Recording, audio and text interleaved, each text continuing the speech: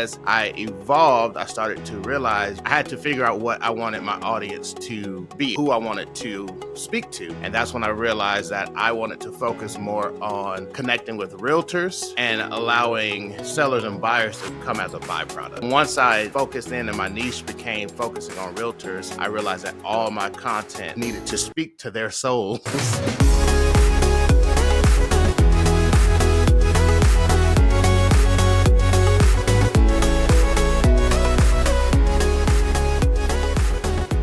Welcome back to another episode of Simplifying Social Media. I'm your host, Tammany, owner of The Simple Touches, and today I'm joined by Brandon Toombs. Thank you so much for your time today. Welcome to the pod. Yes, thanks for having me. It is a pleasure.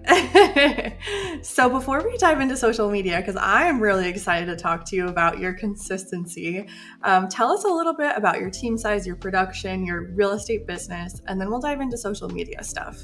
Yes, so I am the owner broker of the Ambassador Group Real Estate here in Oklahoma City. We are currently at 15 realtors, and they are the best in the metro. I had to, give them their love. As far as production, we produce on multiple levels. So as far as like the MLS tracked side, we're probably around the 15 million-ish. And then we do a lot of wholesale off-market type deals. And so those numbers are astronomical. So I don't have an exact number for them, but that happens a lot. Now, are all 15 of you on social media? No, all 15 are not. As I grew and matured as a broker, I realized social media is not for everyone. And so for those that are interested in growing, I kind of give them the raw truth of it, and there's no gatekeeping when you're part of the brokerage. So I've given them total access to everything I do. I love that. Okay, so let's break down your social presence, because you do have quite a presence on Instagram is where I found you. So what platforms are you on and how long have you been on them? So I am on Instagram, most definitely. I do Facebook mainly with the cross sharing, so I'm not as intentional as Instagram. I am on TikTok. That is something new I'm starting to dive in. I gave myself a goal to reach on Instagram before I started TikTok. So now that I'm there, I'm trying to figure out what I like, whether it's going to be the same style as Instagram or if I'm going to go a completely different direction. I'm on LinkedIn. Pretty much every social platform I can be on to help grow. That's kind of where I am. And which ones have you been on the longest? I've been on Instagram the longest. Well, technically, let's rephrase. I think most people have been on Facebook the longest, depending on how old you are. I've been on Facebook the longest, Instagram the longest as an adult. Sure. And are you posting video content to all of these platforms? So the bulk of my content goes to Instagram and Facebook. TikTok, I'm starting to figure out what I want to do, so I haven't posted a lot of content there yet. As far as LinkedIn, I use that more as a lead gen versus content. Okay. To break that down a little bit for me, lead gen versus content, how do you differentiate that in your head? So this will be great. This is going to be one of those nuggets that I share that I learned years ago at a conference. So I use LinkedIn as lead gen specifically because where I live here in Oklahoma City, there are a lot of alumni that went to my university. And so the way I break it down is I go onto LinkedIn and I figure out, type in where I am, and then I select the university I attended. And from there, it shows me all the people that attended the same university that live in my city. And then I go and message all of them, say, hey, school mantra, whatever it is y'all use. I don't find many of us here in Oklahoma City. What brought you this way? And it starts the conversation. And from there, I find out what they do. And then naturally they say, hey, well, what do you do? And that's how me being a realtor comes out, and I planted that seed. Okay, so it sounds like it's a little bit more of like outreach versus attraction marketing on LinkedIn. Yes. Okay, I love that. Great nugget. Rewind, re-listen. If you're a LinkedIn person, that's a good one. And I feel like TikTok, I'm always trying to figure out TikTok. Like, you would think it would be quote unquote the same as Instagram, but it is not. Yeah, I thought the same. I learned that quickly. I was like, ooh, no views? 2 views? Wait. Okay, so let's focus on Instagram first, since that's both your and my favorite, and then maybe we'll dive into these other platforms a little bit. So, whenever I interview someone, I scroll all the way back to their very first reel. So you've sorry. So you've obviously found your groove when it comes to Instagram Reels. So tell me a little bit about that journey when it came to video content specifically on Instagram.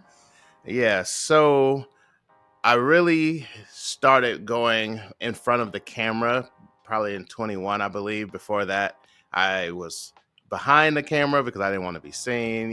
It's just building that confidence of just evolving as a human. And my brother challenged me. He said, "Hey, B, like, people want to see your face. People want to see you on camera." And since then, I started to come from behind the camera, and I, figured I was following what was trending. I did the funny videos, I did the lip syncs, I did it all. Like, I tried it all. And as I evolved, I started to realize, as I had to figure out what I wanted my audience to be, like who I wanted to speak to.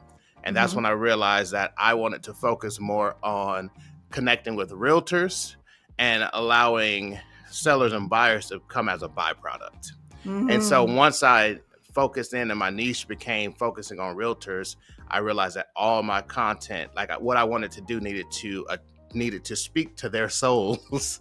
And so I started doing the walk on my porch thing with all the different drink brands. And I have a sister who is also a social media influencer. She said, "Hey, you need to stop having everybody's drinks. You need to pick somebody and be consistent with it."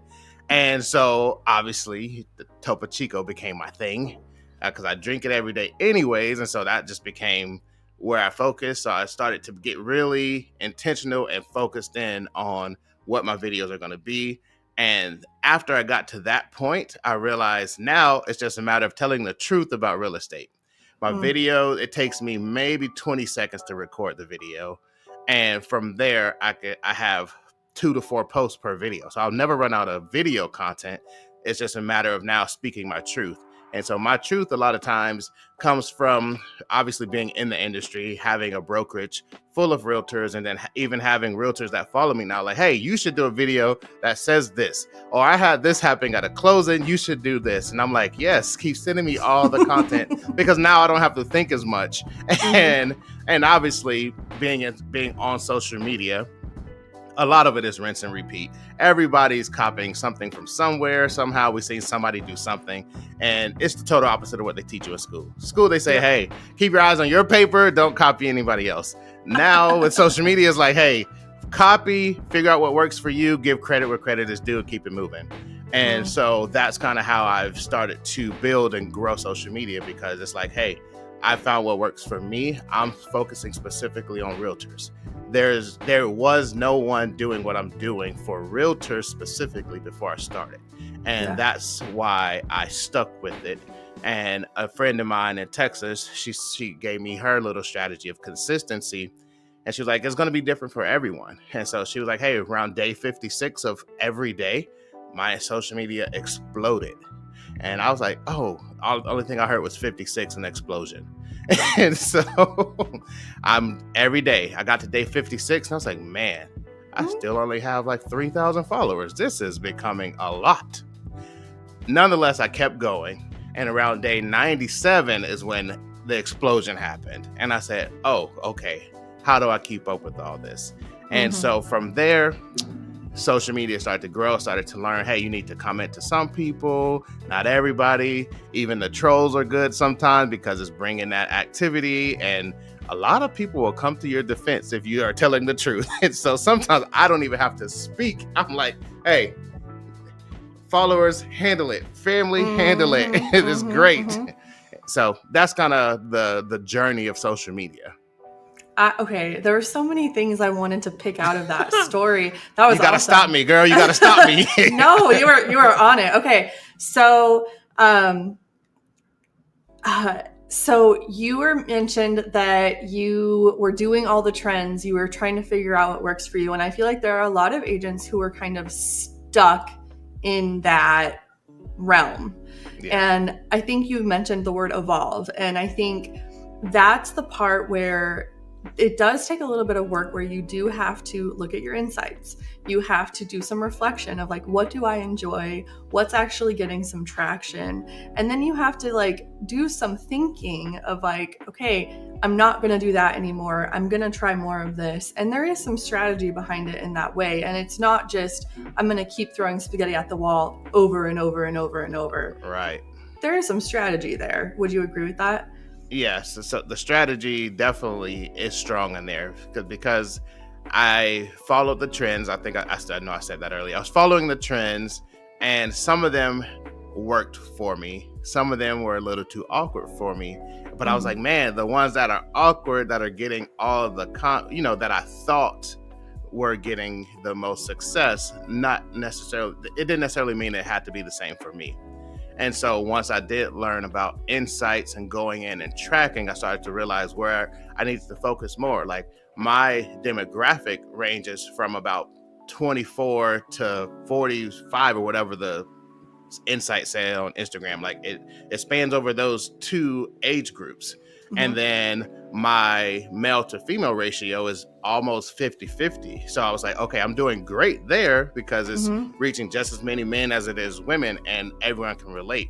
And so I thought that was going to be the hardest thing for me as far as strategy, because I don't know the truth behind this, but I feel like the male to female ratio in real estate is like 5-1. Yeah. So I was like, yeah, like, okay, so I got to make sure everything's not as offensive to women, and I got to make sure guys can still relate. And so using and going through insights to balance that, even realizing like, hey, these days of the week do well for me, versus Yeah. these days of the week do well, this time versus that time. Eventually I got to the point where Instagram was recognizing and sharing, and people were sharing so much that I got to the point where it didn't matter what time I posted. It's like Mm-hmm. people were expecting it, and I had a followership where they knew something was going to come out no matter what. And I think I can accredit that to following insights early and posting when my followers were online the most.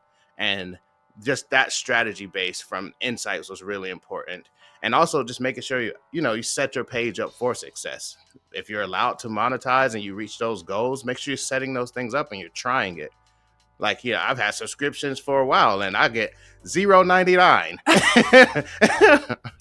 Okay, before we talk about monetization, because that is a huge topic, I want to come back to so once we start to look at our insights, and if you are listening and you do not know your typical age range that's of your followers or your percentage of male to female, that's your homework assignment, is go into your insights and figure out who the heck is following you right now. Right Because now. yeah, because like Brandon, he has 50-50 male to female. I also have an audience of realtors. I'm 95% female. So our content is going to be a little bit different, right? Yeah. Your branding's like browns and neutrals. My branding is pink and purple. Yep. Right? So there's a difference there. So knowing who's actually looking at your stuff is going to be huge. So that's your first homework assignment. Then this word consistency is huge. And what we mean by consistency is, one, obviously how much content you're putting out. I'm assuming you were doing one daily, Yes. Monday through Friday, Every every 7 days day. a week. Dang. Okay, great. So one daily, 7 days a week. But then also what I really like about yours is you were really limiting these variables, because you were using the same audio for a lot of your reels, and you were doing pretty much the same thing in a lot of your reels. Mm-hmm. And the variable you were changing was the words on the screen. Yes. And the benefit of this, I mean, some people may look at that and be like, well, isn't that too repetitive? Anytime somebody saw your video, they knew it was you. Yes. right away. They didn't even have to look at your name, right? Because this is the Topo Chico guy. Yep. And that's the point of branding. Yes. I love it. Brand that's you're absolutely correct. The importance of branding, because once, like you said, like locally, it's weird sometimes.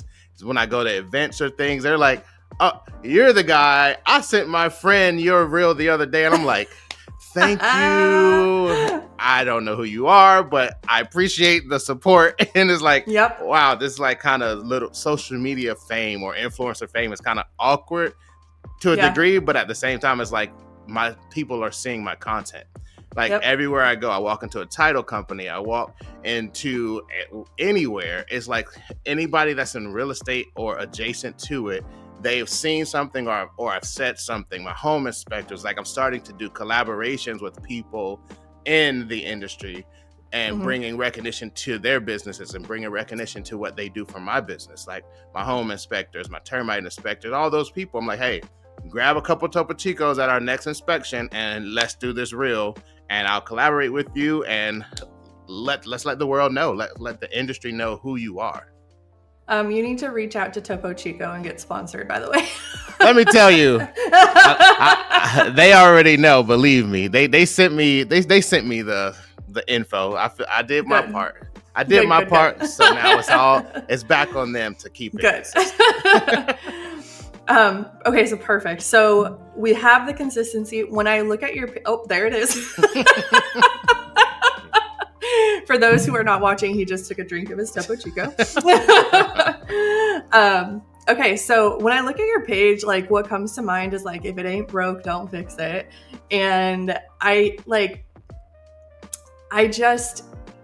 think people might be overthinking, and a lot of times especially on TikTok, if I see someone going viral and I go and look at like their other content, there's a lot of repetition happening.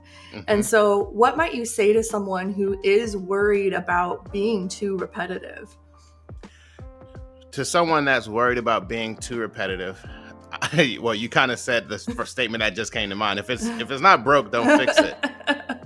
However, there are small variables that I throw in there because I do want to still connect with people on a more personal level. So like if people really dive deep and they're looking not just at reels, they'll see that, hey, I am in production.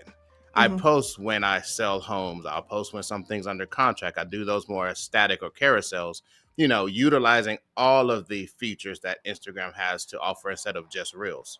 And I am on my stories where I like to be more personal, share, jokes or things like that, or ask questions or share our wins. Like, so I would say, don't worry about being too repetitive on the content that you're posting to your feed. Just make sure you're utilizing every other feature as well, because then you are using everything Instagram has to offer, and they're going to push that more because they're realizing, hey, it's not yes, a bulk of what they do is just mainly reels, but he's also using carousels. He's also using his story. He's also using static posts. He's also commenting on other people's content. He's engaging. That's really what Instagram is about. It's not about, 2-hour long videos. It's like, hey, I need to see something funny or something that I can relate to that I can send to my friend. Like if I feel personally, if realtors aren't sending my reels to their friends in real estate, I'm failing, because those shares mean a lot. Because it's like, girl, this just happened to me, and this dude just posted it on Instagram. Like, I thought it was just me.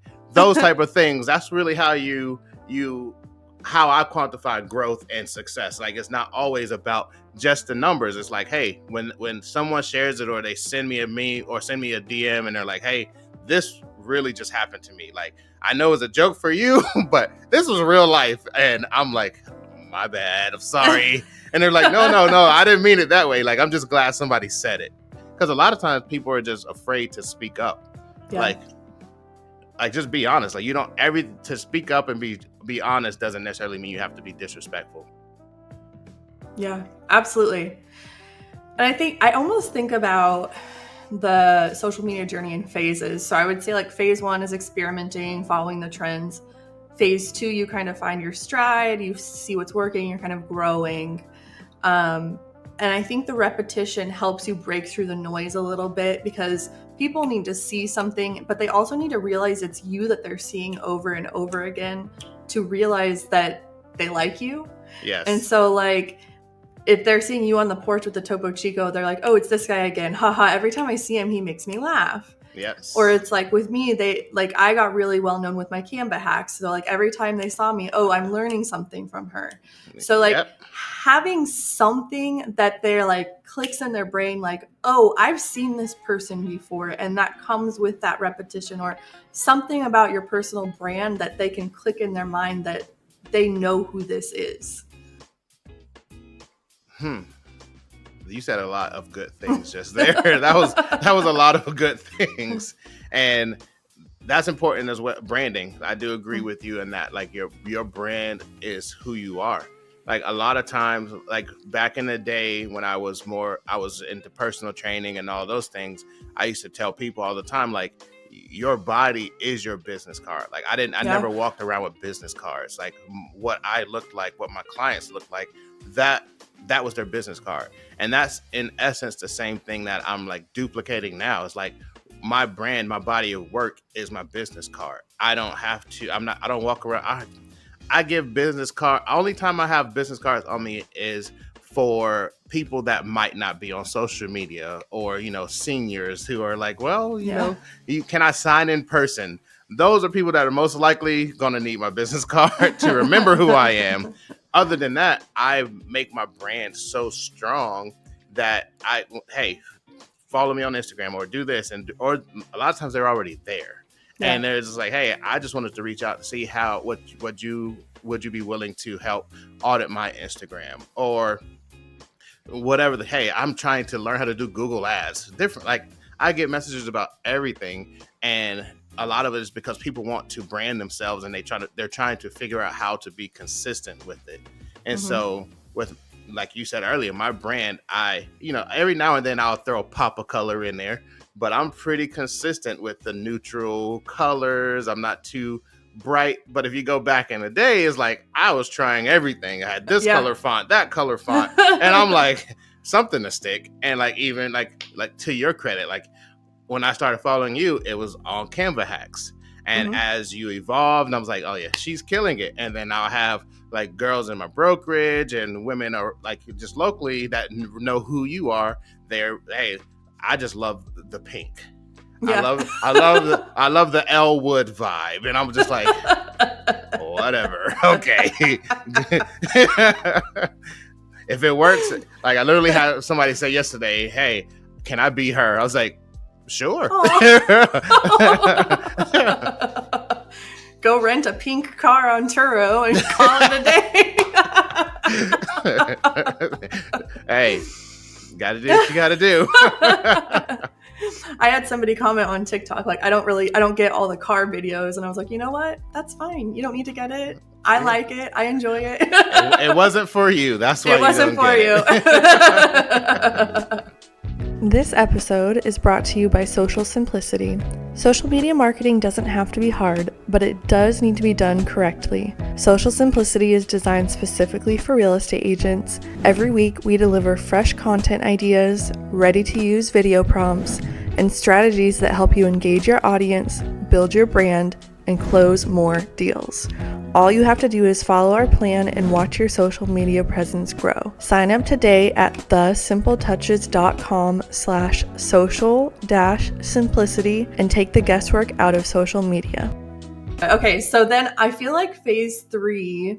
Oh, I wanted to touch on what you said about using all of the types of content Instagram offers, because I think that is super important.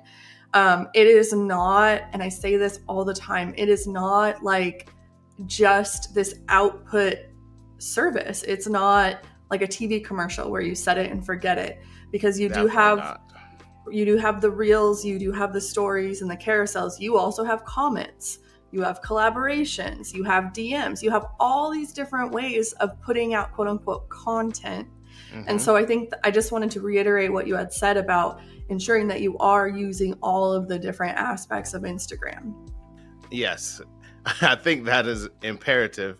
And you have to be aware of when you're using your Instagram for business, you need Hmm. to use it for business. Like Yes. Instagram is tracking and monitoring all of the things, the algorithms, like even I know some people, other people watching right now in your DM, sometimes you get a message, Instagram will ask you, did this bring you business? Or, did this, was this conversation business? Because they're Hmm. trying to help, they're trying to constantly get better. And Yeah. so just recognizing that and knowing like, hey, what you say in your DMs matter.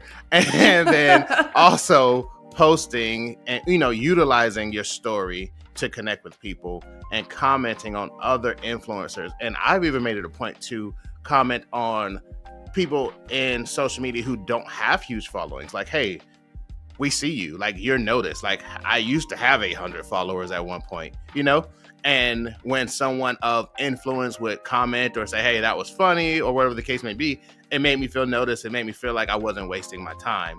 And Yeah. so obviously now that I've grown my page, I go back and do the same thing. And it's just a matter of being aware and realizing it's not always about taking. Like, what are you giving back to social media? What are you giving back to your business? Because that's a business model. Like, anytime you make money, you don't need to go spend it all in business. Like, you need to invest it back into what you're doing. And so when I receive something from Instagram, I invest back into it by talking to other people, responding to DMs. And like, you don't realize, sometimes we don't realize how important it is to respond to people, and it will literally make their day or change their day. Like I have people who I go look at their pages and they're really trying, and they just need a little guidance or a little direction. And I don't need to make $1 for everything. There's some people I'm just like, hey, just change this, try Hmm. this, and your insights will grow, your views will go up. And months later, I'm getting messages like, hey, I did what you told me, and my views have gone up double. And I'm like, hey, great job, congrats. Like, really pushing them to keep going, because it's not one size fit all. Like, we have to constantly evolve, constantly try and test all of the theories of Instagram and find what works for you. Some people, like the faceless people, that's Yeah. not for me. I tried it, it failed miserably. It wasn't my thing. And static posts, only static posts and only carousels, that doesn't work for me. There are some accounts where it's all carousels, and I'm sitting there all night like, okay, what's next? Hmm. Okay, step Hmm. 2, step 3, like, okay. So you just got to find what works for you and connect with people who are kind of in the area where you want, like, connect with people in areas that you feel like you want to dive into, and watch their work, see what they're putting out, send them a DM. You don't know what you don't know. And a lot of people will respond. So you don't want to miss out on the opportunity because you feel like their followers are too big, that they're not going to respond to you. No, like some of the people that have commented or messaged me, I would have never believed that they see my stuff. Like I have people Yeah. not even in real estate that are like real life celebrities, like liking some things, or I'm like, huh. And I was talking to my friends like, bro, this dude, he just likes my reel. I was like, so we're still human. Like we still get excited for things like that. And so it's important to just stay human. Yeah. Yeah. Absolutely. And I like how you said being aware that it is a business account. When you are, let's say, looking up a craft for your kids, you may want to consider doing that on a personal account or doing that through an incognito server, because if you were to go on your business account and start searching up unrelated topics, that is going to affect your algorithm. And it's things that you just have to be aware of, Yeah, because you're working so hard to like I call it training the algorithm. I know some gurus hate that terminology, but I do think it is it's what it some is. training. Yeah, I Yeah. think you are training it what you want it to be and do. That you are a real estate agent, you want to connect with local adults or other realtors depending on your audience, Hmm. and you're just confusing it and muddying it by searching up kids crafts. Yes. Yes. Kids crafts. Like I don't need to learn how to make a Mentos and Pepsi explode. No. Like, you got to be careful with those words. Like, so I use the fire emoji, and sometimes Instagram's like, "Hey, watch it." I'm like, "All right, bro, my bad. I didn't really mean like fire on Fire. a person." But there is, you can, like you said, to train your algorithm. If you're on your explore page and you're wondering why, like on your business explore page, and like it's DIY crafts and all the stuff that has nothing to do with your business, it's probably because you did search it, but you Mhm. can fix it. Because Yes. once you open those reels, it'll say, does this interest you or not? The more you start putting not interest, the algorithm will stop feeding those things to your explore page and to your business page. But don't keep searching it. Like, not Yeah. interested and continuing to search it is confusing.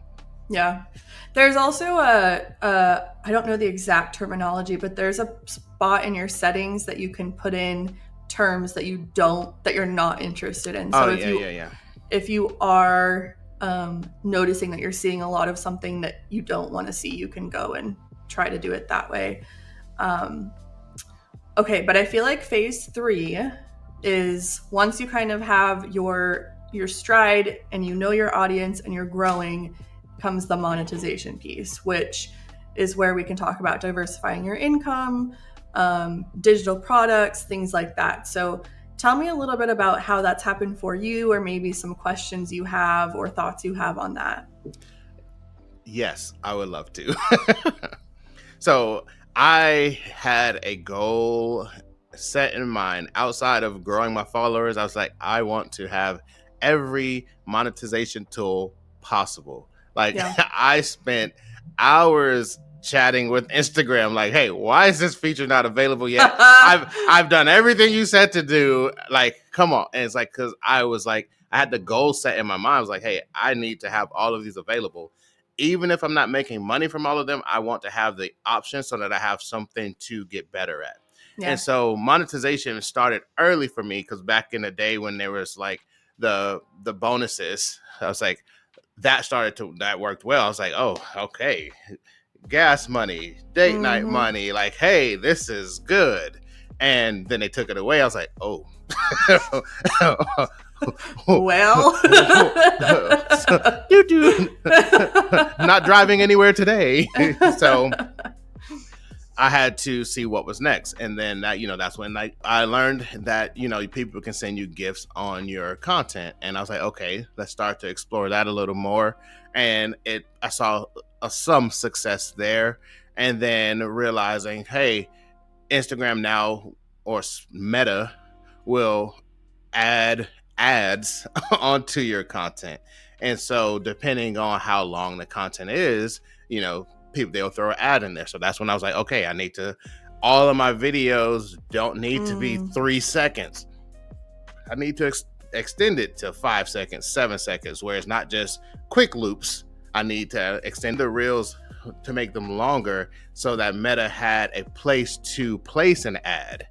And Yeah. just realizing those different monetization tools became a benefit, because now when I get it's a deposit, it's not a check. They don't actually send check. Well, they might. I don't know. That's not me.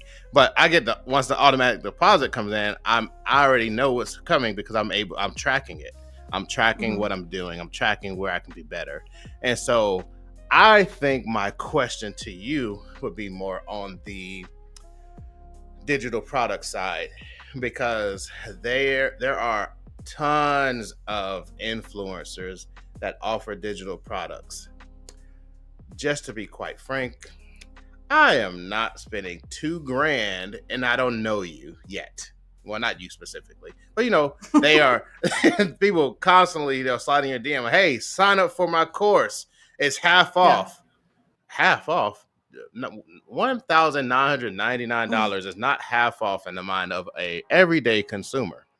Yeah. And so I think there should be more things out there where we're kind of giving more, I guess, tips and tricks and ways to grow that, so that people trust influencers to be able, so that they want to support the businesses or support the growth of digital products. And so I have some digital products. I see some response to it. I've had some people sign up for my mentoring classes, and those go great. And I keep the price pretty low on those. But as far as like the big ticket items, I have had zero success there. And so those big ticket items, I'm trying to figure out, what do I need to do better in order to have people trust me to know that these big ticket items are worth the value that I'm saying they're worth, instead of something that someone created on ChatGPT. Yeah. You had a lot of good points within that question. It was a run-on question, okay? My English teacher would not be proud. I think there's a lot to be talked about with that, in that if you are going to start exploring digital downloads, one, you have to remember you guys are in real estate. So your service in and of itself is a big ticket item. So that's one piece of it. The other piece is, are you trying to sell your digital item to consumers or to other realtors? So in your case, how do I say this as least confusing as possible? I'm assuming, trying to sell your digital product to other realtors, which does match your audience on socials, which is good. Whereas listeners may potentially want to make digital products for other realtors, but they're trying to attract buyers and sellers on Instagram. So that doesn't align. So that might be a challenge for them. Right. So you want to make sure that if you are going to start making digital products, that the audience aligns with whoever you're trying to attract with your content. So that's the first piece. The second piece, you're absolutely right. You have to build credibility in order to get people to want to take out their wallets. So a lot of people do that through freebie downloads. So you want to offer some sort of free resource to get them used to, hey, my resources are actually valuable.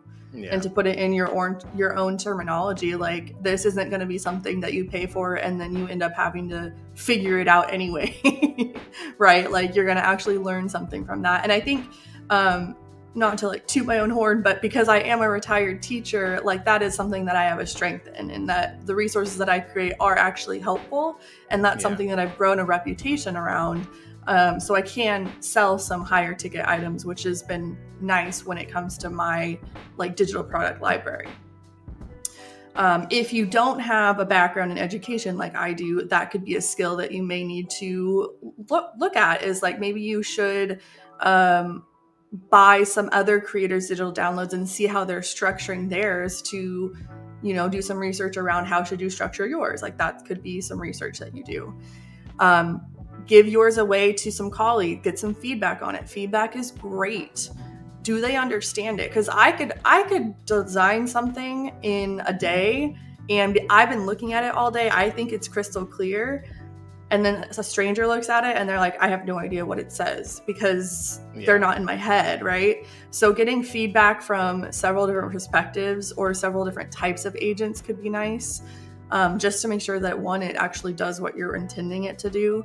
And then setting an objective for your digital downloads or digital products and making sure that whatever you have included always ties back to the objective. That's an education 101, is you don't want to stray too far on tangents here and there, but making sure that it's always tied back to your objective, and your objective is broken down in benchmarks. And I always like to think of a value ladder. So your products or whatever you're offering or selling should kind of lead into each other. So if I were to buy your product A, and let's say it's $10 and I loved it, I could be like, Brandon, oh my God, this was amazing. What's next? Then you should have a product B that's, $50. Yeah. That's even more. I buy that. Brandon, this was even better. What's next? That leads into your $500 product, right? So you have a value ladder that's just this natural progression of people who already know and love you and just want more from you. I like it. I like it a lot. I know the camera obviously caught it, but when the light bulb went off, it was more like that was your ladder. Aha moment. The value ladder, that was the one. If you're listening or you're watching this, the value ladder, I just learned something. So if you learn too, make sure, That was really good. Sheesh.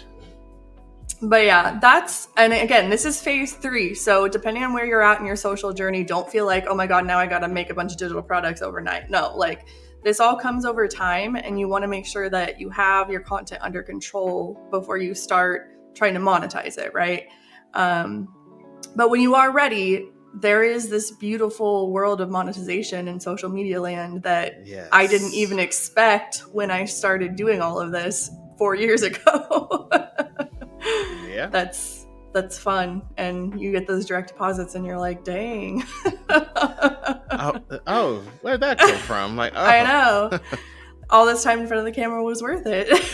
Right. I actually I tell my realtors that all the time, and they're like, B, like I've been posting every day and like nothing's happening. I'm not getting any messages, my followers aren't going up, and I tell them the same thing. I'm like, look, when I got my first referral from Instagram from out of state and I closed on that deal, that made every single day of posting one item a day for free worth it. Mm-hmm. The commission check on that deal made the last 6 months of posting one piece every day for free worth it. You're only on day 35, buddy. Keep going, okay? Like, yeah, it might be difficult for you where your lifestyle, whether you have kids, family, or whatever the case may be, might be challenging, but you need to figure it out if social media is something that you really want to turn into a business. Because if you get upset and quit after 60 days because it's not working, you really weren't all in to start. That's what I believe. That's what I believe. And so it's just a matter of continuing to keep going. It's a long game. And I say my ideal client is a seasoned realtor, and I get a lot of new realtors asking me why. And I'm like, it's because new realtors typically need a deal right away, and they should be working their sphere anyway. And that's something they should be working with their broker on. And that's not something social media is going to be, the best for. You can work on your social media while you're working your sphere, but it's not. Say it's that not going to bring you. Say that again. It's not going to bring you your deal this month. Like, it's a long game, and it's the more we can like get that as like common knowledge, like it's not going to happen overnight. That was good. New realtors, rewind that part. Listen again. Work on your sphere while you're doing social media. That's key. That's key. Okay, so we've been talking about Instagram for a while, so let's wrap up with, you gave us a really good LinkedIn tip. I'm sure you have others. So any other tips for any other platforms that you could share with us? I have another tip. It's not necessarily platform specific. It's just, I guess, whatever you would call your phone. So I train and coach a lot on texting. And so, whereas to a lot of people, brokerages or old school brokers, whatever the case may be, they say, hey, you got to do cold calling. We focus a lot on cold texting. Okay. Because truthfully, think about our generation, our day and time, more people are going to text than they're going to call. Like, I hate when I text somebody and they call me. I was like, bro, if I wanted to call you, I would have called you. I texted you. I don't want a phone call. But that's just me. And so by just knowing that's where we are as a culture and generation, we coach and train on cold text messaging. It's obviously a win if the person you're cold texting has an iPhone, because I can see when you got my message or when you read it. However, like, we have scripts that I offer, that we provide, where it's, you're offering value. Like, we're not just texting these people just to trying to get a listing or whatever the case may be. We're texting to genuinely offer value first, recognize if the home is actually beautiful or not, because I don't lie about it. I'm not gonna lie until your house is beautiful just to list it. Offer genuine value, offer something that's beautiful about the home or something that I like. And then from there, I send them a value piece based off of something they don't have. Like, if I'm looking at the previous listing and the photos are not to the standard or quality of what I would do as a listing agent. I say, hey, this is something that I would do different, or something that you should look into doing different that would help your home be seen by more people. Or a big question that I always ask, like, hey, you're selling this house for sale by owner. Do you have a residential property condition disclosure? Like, because when you get a deal or someone wants to buy the house, like most people are going to want that and need that in order to buy the house, especially if they're going through the traditional loan process and things like that. Like, what's working, what's not working. A lot of for sale by owners don't know that, hey, I need this document. And so as one of our value adds, we say, hey, we'll send you one right away. I send one over, fill that out. So when people come to your house, you can at least show them that, building that trust.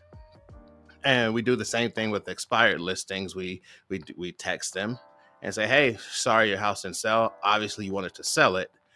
Here's something that I could do different. Here's my value. Here is a value. And that's something that we focus a lot on. That's not common in a lot of brokerages or to a lot of realtors. And so some of my agents might be mad that I just shared that to the world, but there's enough real estate out there for everyone, and we're not all in the same markets, all in the same areas. So I felt like that's a good nugget to share in addition to LinkedIn. As far as Instagram. Oh, yes. Just a quick question about the texting, because when I was front desk at a Keller Williams here, we had a pretty big lawsuit with the opt-in texting law. How do you guys make sure that you are being safe around that law, or like how do you make sure that you are following the rules? Yes. So the way we make sure we're following the rules specifically with for sale by owners, because if you put it on Zillow and you say, call me or text me, you're giving me permission. So that's the importance of it, as far as when we text these scripts to for sale by owners, you've already given us that public I don't even know the word I was about to try to say. You've given us, the ability to reach out to you in regards to your home. As far as the expireds go, there's like the little database, like if they're the way we acquire their phone numbers, if they are in the opt out, then we don't see their contacts. So everyone, the contacts that we do see, those are people who aren't in that opt out program or whatever the fancy national thing is called. Okay, perfect. Any other tips before we wrap up? Yes, Instagram. One of my, well, it's not a digital download, but it's one of the features that I've added to my Stand store is to build my referral partners. And I have it set up to where they can enter their name, what regions they cover, areas they cover. And from there, I've been able to build an entire referral network that covers all of the United States, Canada, and agents into other countries, Africa. Like, I have referral partners literally across the world.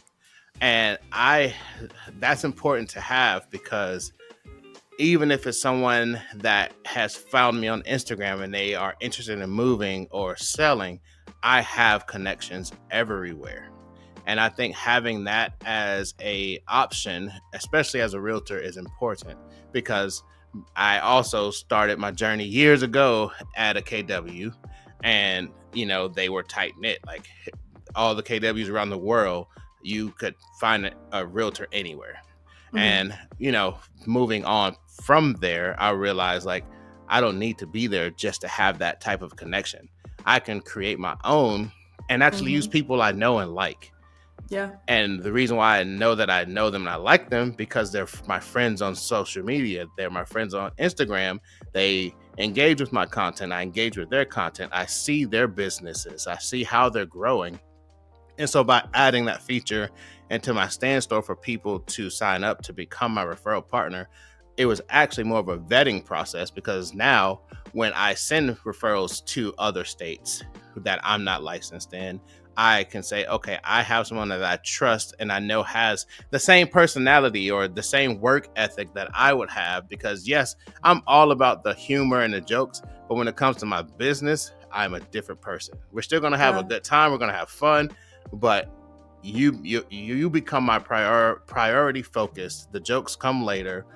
I'm making sure I'm getting you the best deal possible. I'm making sure I'm getting you the most money possible for your home. So I've been able to vet out people across the US and the country, the world, to fill that gap in my place. Because, if I have someone that's looking to hey, my family, we're moving to Africa, like, I'm going to send them a message. Hey, you're still going to need somewhere to live. I have a great contact over there, and I'll connect you with him, and he can help you with anything you may need real estate related. And for me, that's as simple as sending a referral form. Yep. And that's like pure gold. If your ideal client is other realtors, meaning you're trying to attract other real estate agents as your audience and grow your email list, what Brandon just said is like the easiest way to collect emails in the world, because who doesn't want to sign up to be a referral partner of somebody? I mean, correct. So easy. I love that. So rewind, re-listen. This episode was fire. Where can everybody find you? So you can find me on Instagram at Brandon Horatio Real Estate. You can find me at the same on Facebook. Actually, you can find me everywhere with the same name, Brandon Horatio Real Estate. Now that I say that, and on LinkedIn is just Brandon Toombs Realtor, the Ambassador Group Real Estate. Thank you so much. Thank you so much for tuning in to Simplifying Social Media. Let's stay connected on Instagram at Realtor Social Media Marketing. And if you're interested in working with me, head over to thesimpletouches.com and see all my social media marketing services for real estate agents. And I'll see you guys on the next episode.